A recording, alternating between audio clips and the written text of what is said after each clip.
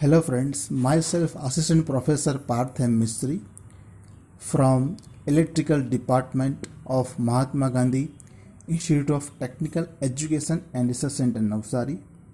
So friends, today we discuss our topic, that is population inversion.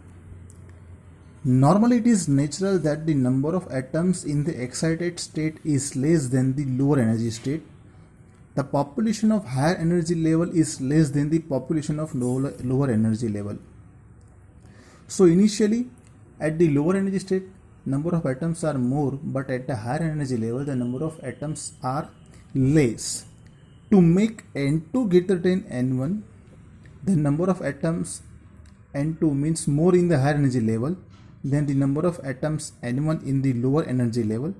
It is known as the population inversion or inverted population. So it is a definition of population to make number of atoms more in the higher energy level rather than the lower energy level. So by some external energy source we can excite the atoms and make itself to the excited state. If N2 is greater than N1, the stimulated emission dominates over the absorption according to Boltzmann's law.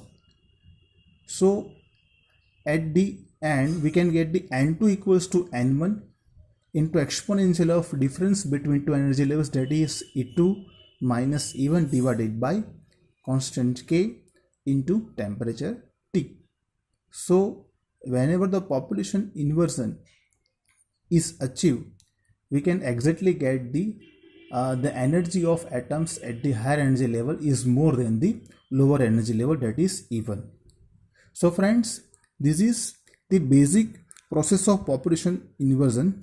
So the population inversion occurs when more electrons in a particular situation are in the higher energy state than in the lower energy state. Population inversion can be through of the inversion from the standard, since electrons are typically located in lower energy state.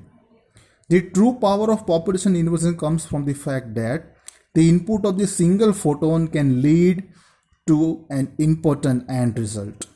That is, all of the higher energy electrons will drop to the lower energy state.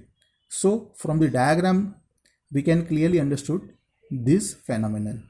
So let us see the diagram.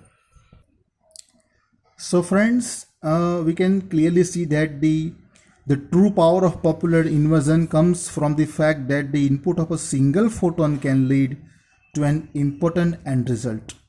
So we can clearly see over here that the population at the lower energy state becomes more in the normal distribution, whereas less in the higher. But whenever the photons are emitted, so the atoms can change their energy level from the bottom layer to the higher energy state. So in the population inversion, more number of atoms we can see over the higher energy level. So photons incident on the atoms are very likely to be absorbed rather than to produce stimulated emission. Thus the process is predominant to achieve the population inversion condition. So it is necessary to increase the population of higher energy state.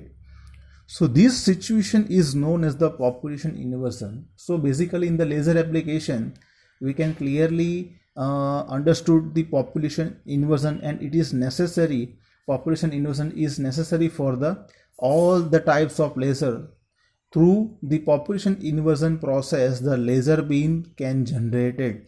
So it is important point and it is important phenomenon for the all the types of laser. So population inversion is necessary and the atoms are excited by some external source and make itself to the higher energy level.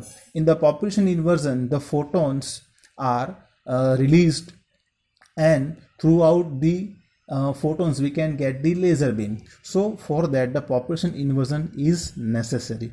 So friends, this is all about the population inversion. Thank you.